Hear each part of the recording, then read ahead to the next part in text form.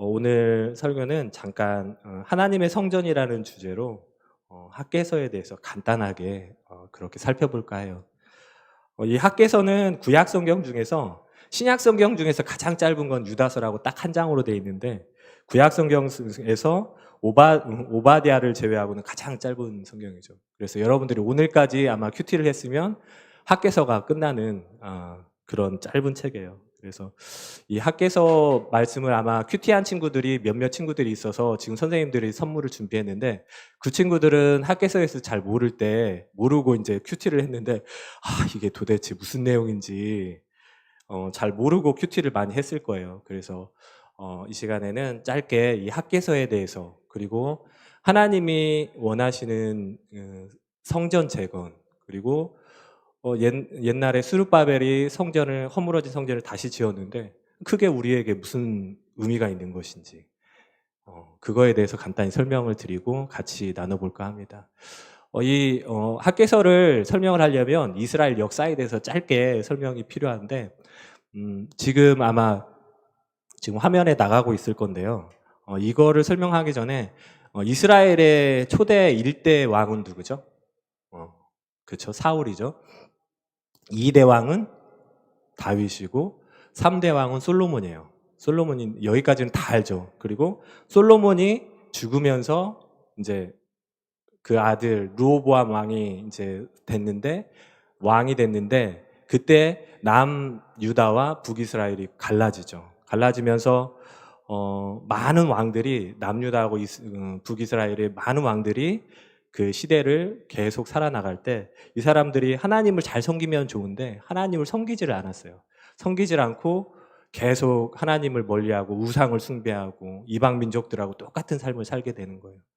그러다 보니까 하나님께서 구약 시대 때 전체적으로 보면 뭐냐면 하나님을 잃어버린 백성들은 분명히 하나님께서 재앙을 내리시고 또 하나님이 이방 민족을 통해서 그 이스라엘 백성들을 그렇게 힘들게 하시는데 이렇게 많은 왕들이 몇 대 왕에 걸쳐 가지고 하나님을 잊어버리고 정말 하나님의 제사장들을 막 죽이려고 하고 그런 사람들이 왕이 되고 하나님께 예배드리는 거, 제사 드리는 것도 잊어버리는 그런 시대가 왔는데 결국에는 이방 민족을 통해서 먼저 북이스라엘이 멸망되고 그다음에 남유다가 586년에 바벨론에 의해서 멸망을 됩니다. 그 배경이 있는데 이제부터 그 화면을 한번 보면은 586년에 이제 바벨론 군대에 의해서 철저하게 이제 유다가 멸망이 되는데 철저하게 성전이 무너져 버려요.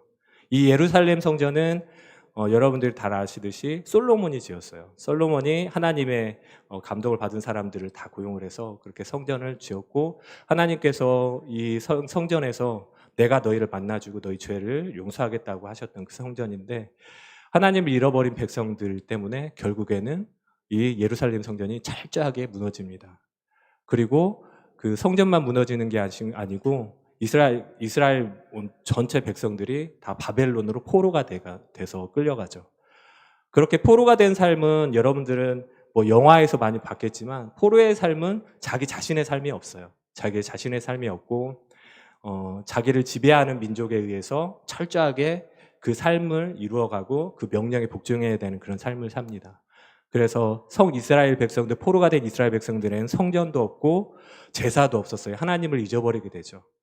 그러다가 바벨론이 이제 결국에는 계속하지 못하고 페르시아, 성경에 보면은 바사라고 되어 있는데 페르시아죠. 페르시아에 의해서 멸망을 당하게 돼요.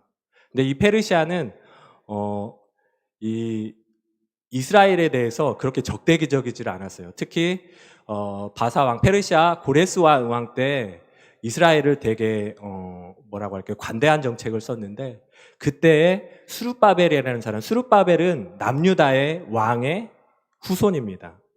남유다의 왕의 후손이고 그 사람이 이 페르시아 제국의 그 왕족과 친했어요. 친해가지고 관대한 정책을 이스라엘에게 펴게 되니까 결국에는 스룹바벨을 통해서 이스라엘 백성들을 귀환시키는 그 일을 허락하게 됩니다. 그때 처음 나온 사람이 스룹바벨이에요. 그게 나와 있죠. 스룹바벨은 유다의 왕의 후손이기 때문에 정치적인 인물이에요. 이 사람이 지도하에 유다 민족들이 예루살렘으로 다시 귀환하게 돼요. 이때 같이 나온 사람이 단순히 스룹바벨 같은 정치가가 아니라 대제사장까지 예수아라고 하는데 여호수아하고 그 다음에 선지자 학개와 스가랴가 함께 다시 이스라엘 땅으로 복귀를 하게 됩니다. 그래서 이스라엘 민족들이 와서 처음 시작한 게 뭐냐면 바벨론 포로 시절에 그렇게 고난을 당하고 하다 보니까 이스라엘의 특징이 있어요. 이 이스라엘 백성들의 특징이 뭐냐면 자기들이 편할 때는 하나님을 등져요. 근데 여러분들 잘 아시는 모세 시대 때도 그랬죠. 자기들이 억압을 받고 고난을 당하잖아요. 하나님을 찾아요. 똑같아요. 바벨론으로 포로 끌려간 이스라엘 백성들이 그 포로 시절에 하나님을 찾게 됩니다. 고통을 받고. 그래서 하나님께서 고레스 왕 통해서 그리고 스룹바벨을 통해서 다시 복귀를 시켜서 하나님에 대한 열망이 있었어요. 이 스룹바벨에게는 성전을 건축해야 되겠다. 성전을 건축해야겠다라는 열망이 있어서 돌아오자마자 그 열정 가지고 성전 건축을 시작을 합니다. 그런데 성전 건축을 시작한 지 1년 만에 중단이 되는 사태가 됐죠. 스룹바벨이 총독으로 이스라엘에 왔는데 총독으로 이스라엘에 복귀하기 전에 사마리아 땅에 이미 토착되어 있는 그런 세력들이 있었어요. 그러니까 지배 세력들이 자기들이 지배하고 있는 그런 세력들이었는데 이게 자기들이 지금 기득권을 갖고 있는데 이게 스룹바벨이라는 사람이 그냥 덜커덕 총독으로 부임을 해온 거야. 그래서 어떻게든 이제 서로 이제 그 이해관계가 맞지 않아가지고 결국에는 이 사마리아 사람들이 페르시아 왕족에게 계속 조서를 이게 고소장을 던지죠. 그래서 얘가 지금 성전을 짓는 게 아니고 하나님 페르시아를 반역하기 위해서 지금 반역을 모의하고 있다. 그래가지고 성전 건축을 시작한 지 1년 만에 그 공사가 중단이 됩니다. 철저한 방해에 의해서요. 근데 그 방해가 된 지가 지금 15년이 지나버렸어요. 중단된 채로.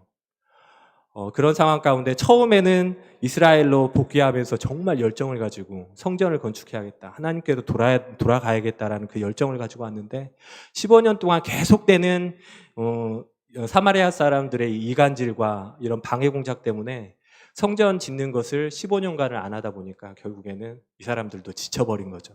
지쳐버린 상황에서 자기들의 삶이 어쨌든 포로 생활에서 귀환을 했으니까 자기의 일상생활에 그냥 익숙해져 있어요. 그 삶을 살아가는데 하나님께서 다시 성전 건축에 대한 그 꿈을 이루기 위해서 쓰신 사람이 있는데 그게 바로 학개입니다. 그래서 학개서 1장과 2장에 보면은 이 학개를 통해서 스룹바벨에게 다시 용기를 줘요. 두 가지 그 학개서에는 두 가지 내용이 크게 나뉘어지는데 첫 번째는 15년 동안 그 성전 건축이 중단되면서 나태해질 대로 나태해지고 좌절하고 그다음에 처음에 하나님에 대한 열정 그걸 잃어버린 이스라엘 백성들에게 꾸짖습니다. 이스라엘 백성들을. 너희들 지금 뭐 하고 있냐? 너희들이 집이 그렇게 좋으니까 그렇게 편하고 좋으냐? 그러면 내 집은 이렇게 허물어져 있는 상태인데 그렇게 하면 좋겠느냐? 하나님께서 왜 성전을 건축하지 않느냐고 꾸짖습니다. 그게 첫 번째 앞부분의 내용이고 두 번째 내용은 성전 건축을 다시 이제 학개 선지자를 통해서 하나님의 말씀이 임재되고 스룹바벨이나 이 이스라엘 지도자들에게 그 하나님의 말씀이 전파가 됐을 때 이 사람들이 다시금 성전 건축을 하고 싶은 열망이 생겨요. 그 사람들을 향해서 하나님께서 성전 건축의 열망이 되살아난 이스라엘 백성들에게 내가 너희를 축복하겠다. 그리고 용기 잃지 말아라. 걱정하지 말아라.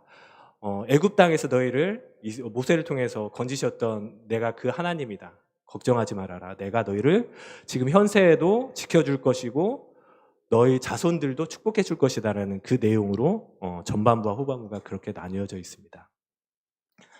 짧게 한다고 했는데 또 길어졌어요. 그렇죠? 뭐 안 나왔으니까 예배 길어져도 상관없어요. 그렇죠? 여러분 안 나왔으니까 예배 길어져도 상관없고 지금 일어난 친구들 빨리 일어나서 예배 같이 드립시다. 그러면 하나님께서 성전 건축을 이렇게 지시를 하셨어요. 꿈을 잃어버리고 하나님에 대한 열망을 잃어버린 이스라엘 백성들에게 다시 성전을 건축하라고 그렇게 꾸짖기도 하시고 용기도 북 뜯어주시고 그랬는데 이 성경을 읽어본 분들은 이거하고 좀 충돌되는 하나님의 그 태도를 볼 수가 있어요. 뭐냐면 지금 이 학개서는 이스라엘의 남유다하고 북이스라엘 멸망된 후에 쓰여진 그리고 선택된 그 선지자인데 처음에 이 성전을 지으려고 했던 사람이 바로 다윗이거든요. 다윗인데 다윗에게 보였던 하나님의 태도는 이 지금 성전 건축을 하라고 막 꾸짖는 하나님의 모습과는 다르거든요. 그 말씀이 어디에 있냐면 잠깐 제가 설명을 드리면 사무엘하 7장에 보면은 제가 읽어드릴게요. 사무엘하 7장 1절에 보면은 여호와께서 주위의 모든 원수를 무찌르사 왕으로 궁에 평안히 살게 하신 때에 태평성대가 이제 시작되는 시기에 다윗 때예요. 사무엘하 1장입니다. 왕이 선지자 나단에게 이 왕은 다윗 왕인데 왕이 선지자 나단에게 이르되 볼지어다 나는 백향목 궁에 살거늘 하나님에게는 괴는 휘장 가운데 있도다. 이스라엘을 이제 사울에게서 하나님께서 이스라엘을 다윗에게 주실 때 다윗이 이스라엘의 모든 이제 전쟁들이 그 사울 그 집과 이스라엘 집과는 계속해서 싸움이 있었는데 그걸 다 평정하고 사울과 그 자손들이 죽고 나서 다윗에게 왕권이 돌아가는 그 시기에 다윗이 이게 이제 세상이 평온해지니까 자기는 너무 좋은 곳에 살고 있는 거야.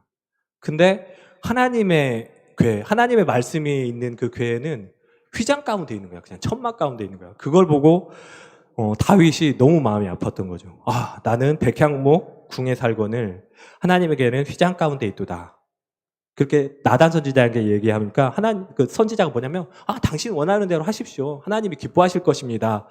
그래서 했는데 하나님께서 뭐라고 했냐면 사무엘하 7장 5절에 보면 나단 선지자에게 가서 내 종 다윗에게 말하기를 여호와께서 이와 같이 말씀하시되 내가 나를 위하여 내가 살 집을 건축하겠느냐 내가 이스라엘 자손을 애굽에서 인도하여 내던 날부터 오늘까지 집에 살지 아니하고 장막과 성막 안에 다녔나니 어느 지파를 7장 뒷절에 보면은 어느 지파들 가운데 하나에게 내가 말하기를 너희가 어찌하여 나를 위하여 백향목 집을 건축하지 아니하였느냐고 말하였느냐. 철저하게 무너졌던 예루살렘 성전을 복원하려고 하는 사람들에게 이스라엘 백성들에게는 왜 성전을 안 짓냐고 그렇게 꾸짖으시는 하나님께서 처음에 성전을 지을 때 짓고자 했던 이 다윗에게는 내가 언제 성전을 지으라고 했느냐 그만해요. 그렇게 얘기를 하세요. 그렇게 얘기하는 거는 그러니까 하나님이 원하시는 거는 성경 말씀에 보면은 너희가 과연 나를 위해서 집을 짓겠느냐.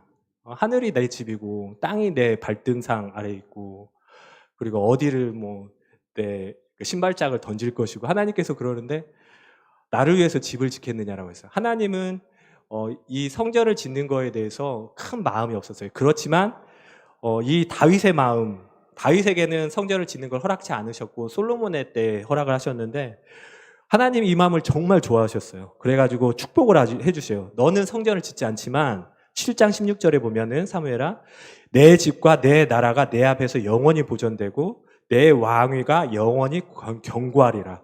하나님은 성전을 짓지 않는 다윗이지만 성전을 짓지 못하게 한 다윗이지만 그 지을 마음 하나님에 대한 그 사랑과 하나님에 대한 열정을 가진 다윗을 축복해 주시는 거예요. 하나님의 반대되죠. 지금 예루살렘을 건축하라, 그 건축에 지금 안 하고 있는 이스라엘 백성을 막 꾸짖으면서 건축하라. 근데 하나님, 제가 건축하겠습니다 하는 다윗에게는 너 건축하지 마.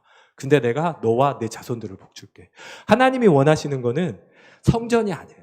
이제 우리가 외형적으로 보는 이 성전이 아니고 하나님을 향한 열정이 있는지, 그리고 내 마음에 그 이스라엘 백성들 가운데, 그리고 이 이스라엘 백성이 저와 여러분인데 그 마음 가운데 하나님을 향한 열정이 있느냐, 그리고 하나님을 향한 사랑이 있느냐, 그걸 보고 하나님께서 판가름을 하시는 거예요. 하나님은 이 성전을 원하시는지는 않은 거예요. 저 모두에 제가 말씀을 드렸죠. 지금 이렇게 힘든 상황 가운데 영상 예배를 드려야 옳습니까? 아니면 현장에서 예배를 드려야 옳습니까? 하나님한테는 그게 중요하지가 않다는 거죠. 그렇죠? 하나님한테는 중요하지가 않은 게 그 마음이 중요한 거야.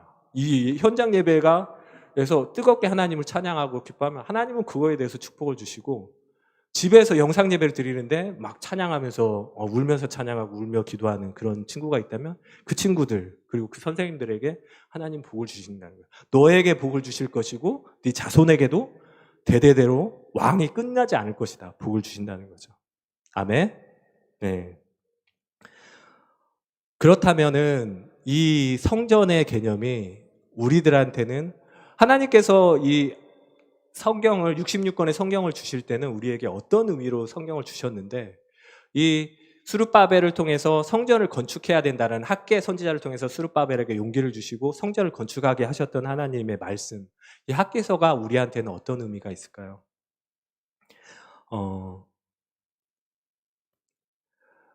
이 성전은 구약시대 때는 아까도 말씀드렸지만 하나님께서 함께 하신다, 함께 하는 장소적인 개념이었어요. 하나님께서 이 자리에 함께 계시고 성전에 오는 사람, 그리고 성전을 향하여 기도하는 사람들을 죄를 용서해 줄 거다.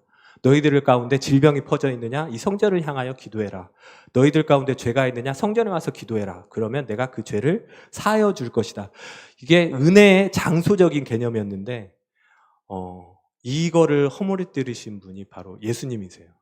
장소적인, 구약시대의 장소적인 개념이었던 성전을 허물어뜨리신 분이 예수님이신데, 시간이 없으니까 이것도 성경을 찾아보면 좋은데, 찾아볼까요? 뭐 시간 많죠? 요한복음 2장 하나만 찾아보겠습니다. 시작하기를 좀 늦게 시작했어요. 빨리 끝낼 거예요. 요한복음 2장 말씀 한번 찾아볼까요? 장소적인 개념의 성전이 이제 예수님에 의해서 영적인 의미로 바뀌게 됩니다. 이 장면을 보시면 13절 같이 한번 읽어보도록 하겠습니다. 시작. 유대인의 유월절이 가까운지라 예수께서 예루살렘으로 올라가셨더니 14절 성전 안에서 소와 양과 비둘기 파는 사람들과 돈 받고 하는 사람들이 앉아 있는 것을 보시고 끈으로 채찍을 만드사 양이나 소를 다 성전에서 내쫓으시고 돈 바꾸는 사람들의 돈을 쏟으시며 상을 엎으시고 16절 비둘기 파는 사람들에게 이르시되 이것을 여기서 가져가라 내 아버지의 집으로 장사하는 집을 만들지 말라 하시니. 여기까지만 일단 읽겠습니다. 요한복음 2장 잠깐 펴주시고, 예수님 당시에 이스라엘 백성도 똑같았어요. 똑같다기보다는 이 당시에 14절에 보면은 주의해야 될 점이 있는데 13절에 보면 유월절은 여러분들이 잘 아시는 출애굽기에 나오는 유월절입니다. 유월절은 하나님께서 이스라엘 백성을 택해 주셨다, 구원해 주셨다라는 대표적인 명절입니다. 그 유월절인데요. 14절에 보면은 성전 안에서 하나님께 예배를 드려야 되는 성전 안에서 이 사람들이 장사를 하고 있는 거예요. 그러니까 지금 이 세대를 살고 있는 사람들이 뭐냐면 예수님을 믿는다는 사람들이 그 마음 속에는 장사치의 마음을 갖고 있는 거예요. 어떻게 하면 내가 이득이 될까? 어떻게 하면 하나님을 나에게 유리한 쪽으로 써먹을까? 이런데 골몰해 있는 거예요. 이런 마음인데 하나님께서 예수님께서 그 모습을 보시고 분노하셨죠. 15절에 보시면 끈으로 채찍을 만드셔가지고 다 쫓아냈어요. 성전에 내쫓으시고 돈을 쏟으시며 상을 엎으시고 16절에 보면은 내 아버지 집으로 장사하는 집을 만들지 말라 하시니. 그러니까 이 사람들이 이스라엘 바리새인과 서기관들이 뭐냐면 너 뭐냐? 당신 뭔데 이렇게 성전 안에서 예배에 쓰이는 이런 물건들을 다 이렇게 엎어버리고 그러냐? 당신이 행할 표적이 뭡니까? 하니까 예수님께서 뭐라고 하시냐면 19절에 보면은 예수께서 대답하여 이르시되 너희가 이 성전을 헐라 내가 사흘 동안에 일으키리라. 21절에 보면은, 그러니까 20절은 유대인들은 그때까지만 해도 성전을 그 외형적인 장소적인 개념으로 봤어요. 그래서 이거를 우리가 46년 동안 졌는데 네가 3일 동안에 일으키겠다고? 21절에. 그러나 예수는 성전된 자기 육체를 가리켜 말씀하신 것이라.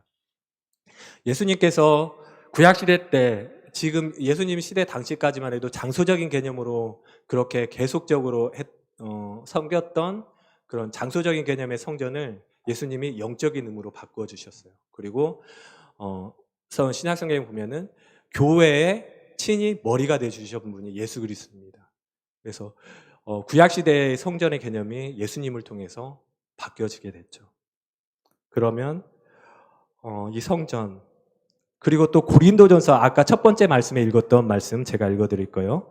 고린도전서 3장 16절에 보면은 너희는 너희가 하나님의 성전인 것과 하나님의 성령이 너희 안에 계신 것을 알지 못하느냐. 결국에는 지금 성령 시대 예수님을 통해서 구원받은 백성들 그리고 성령께서 운행하시는 지금 이 상황 가운데 살고 있는 우리들에게 하나님의 성전은 어디냐? 하나님의 성전은 이 예배당이 아니고 하나님의 성전은 바로 우리 마음이라는 거죠. 그리고 그 성전 가운데 성령님께서 우리와 함께 계신다라는 겁니다. 이 시간에 마무리를 하겠는데요. 학계를 통해서 좌절하고 낭망한 그런 이스라엘 백성들에게 성전을 건축하라고 꾸짖기도 하시고 다시 용기를 주시기도 하십니다. 근데 이 세대를 살아가는 우리들에게 똑같이 성전을 건축하라고 하시는데 외형적으로 보는 그 성전을 건축하라는 게 아니고 여러분들 마음 안에 있는 성전을 건축하라는 거예요. 이 시간에 여러분 안에 하나님의 성전을 짓는다면, 마음 안에 성전을 짓는다면 스룹바벨에게 하나님께서 해주셨던 그 축복과 약속들을 여러분들에게 주실 것입니다. 이 시간에 간단하게 반주를 좀 해주시고요. 임재 반주를 좀 해주시고 같이 기도할 텐데요. 이렇게 같이 기도했으면 좋겠어요. 여러분 성경에 보면은 그리고 예수님께서 말씀을 하셨는데 예수님을 통해서 우리의 마음이 성전이라고 하셨어요. 그리고 성령께서 우리 마음에 계신다고 말씀하셨어요. 여러분들의 마음은 어떤가요? 이 시간에 여러분 조용히 눈을 감고 한번 같이 기도했으면 좋겠어요. 눈을 좀 감아보시고 이 시간에 여러분 안에 하나님을 위한 성전을 지어봅시다. 그리고 하나님, 제 안에 하나님을 향한 마음이 없네요. 왜 그럴까요? 제 마음에 여러 가지 다른 생각들이 있네요. 이 시간에 우리 마음을 청소하는 시간을 가졌으면 좋겠어요. 이 시간에 우리들 마음에 하나님이 주인이십니까? 그리고 우리들 마음에 하나님이 계실 만한 성전이 계신가요? 우리의 마음을 이 시간에 치장하는 그리고 청소하고 예쁜 예수님을 위해서 예쁜 장식품도 한번 놔보세요. 여러분들 마음속에. 그리고 예수님께서 편히 앉아가지고 흔들은 자에 앉으셔가지고 옆에서 커피를 드시면서 아니면 차를 드시면서 여러분과 대화할 수 있는 그런 인테리어를 좀 해봤으면 좋겠어요. 하나님, 이 시간에 같이 기도합시다. 하나님, 제 마음이 여러 가지로 어지럽혀져 있었는데 이 시간에 제 마음을 청소합니다. 그리고 예수님, 제가 마음을 청소했어요. 제 마음에 와주세요. 그리고 제 평생의 주인이 되어주세요. 제 마음에 항상 예수님을 위한 멋진 안락의자, 흔들의자를 준비해 놓을게요. 그리고 거기에서 따뜻한 차도 드시면서 저하고 대화도 나누시고 제가 하나님께 찬양도 드리길 원해요. 이 시간에 제 마음속에, 우리 마음속에 성전 그리고 하나님이 거하실 만한 처소가 되게 시간 마음을 청소하시고 하나님을 향한 그런 성전을 준비하는 그런 시간 기도하도록 하겠습니다. 하나님 감사합니다. 하나님, 주님을 위한 하나님 예배 장소 그리고 저만의 아름다운 장소를 보냅니다. 하나님, 제 안에 더러운 것 하나님, 제 안에 주님을 알지 못하면 제 안에 하나님과 멀어지게 하는 이 시간에 주님 하나씩 꺼내놓습니다. 쓰레기들 하나씩 치웁니다. 하나님 걱정했던 거, 하나님 공부에 대해서 걱정했던 거, 이 마음들 하나씩 주님 앞에 꺼내놓습니다. 하나님, 하나씩 정리하고 성경책, 먼지 묻은 성경책을 꺼내냅니다. 하나님 말씀을 읽겠습니다. 하나님, 이 시간에 기도하는 귀한 영혼들에게 축복하여 주시고 하나님, 내 마음속에 와서 앉아주세요. 제가 예쁜 의자를 주님께 마련해 드리겠습니다. 예수님이란 예쁜 의자를 만들어 드리겠습니다. 하나님, 이 자리에 앉아서 하나님 저와 얘기를 나눠주세요. 그리고 제가 힘들고 어려울 때 하나님을 향해서 어떻게 해야 되냐고 기도하겠습니다. 하나님, 내 주인이 되어주시고 저의 친구가 되어주시옵소서. 이 마음을 잊지 않도록 주님 도와주시옵소서. 하나님 이 시간 찬양하고 하나님 주님께 기도하는 우리들 귀한 영혼들 가운데 주님 함께하여 주시옵소서. 우리의 예배를 받아주신 하나님, 우리의 찬양을 받아주신 하나님 감사합니다. 하나님 감사합니다. 우리의 찬양을 받아주시고 우리의 기도를 받아주세요. 하나님 정말 그동안에 저희 마음속에 먼지가 많이 쌓여있는 것을 보게 됩니다. 꾸깃꾸깃한 종이들이 많이 널려있고 우리 휴지들이 널려있고 하나님 먹다가 버린 하나님 빈 깡통들이 있습니다. 하나님 이것들을 쓰레기통에 하나씩 정리합니다. 저희들 마음을 깨끗하게 하여 주시고 하나님 제 마음속에 하나님 예수님이 앉아 계실 만한 아름다운 그리고 작지만 하나님이 편하게 앉으실 만한 그런 의자를 준비해 놓습니다. 늘 거기에 앉아 주셔서 저와 동행해 주시고 저희들과 동행해 주시고 늘 주님과 함께 동행하는 저희들의 삶이 되기를 예수님의 이름으로 기도합니다. 아멘. 이 시간에 헌금 기도하고 같이 주기도문 하심으로 예배를 마치도록 하겠습니다. 하나님 감사합니다. 우리의 예배를 받아주시고 그리고 이 한 주간의 삶이 주님과 동행하는 삶이 될 수 있도록 도와주십시오. 그리고 제발 하나님을 잊어버리지 않도록 우리 귀한 영혼들을 붙들어 주시길 원합니다. 더럽고 추한 것들이 어떻게든 하나님에게서 멀리 떨어지게 하고 하나님을 잊어버리게 하려고 하는데 성령님 이 시간에 예배를 드리고 있는 우리 귀한 영혼들 그리고 예배를 참여하지 못하지만 다른 곳에서 하나님을 생각하고 있는 귀한 영혼들 가운데 함께하여 주셔서 늘 주님 안에서 하나님 잊지 않도록 그리고 삶을 순간순간을 주님과 동행하면서 살 수 있도록 축복하여 주시옵소서. 이 시간 드려진 이 귀한 예물들을 주님이 원하시는 곳에 사용하여 주시고 하나님은 성전을 건축하는데 그렇게 이 땅 가운데 하나님의 나라를 복음을 전파하는 데 사용될 수 있도록 축복하여 주시옵소서.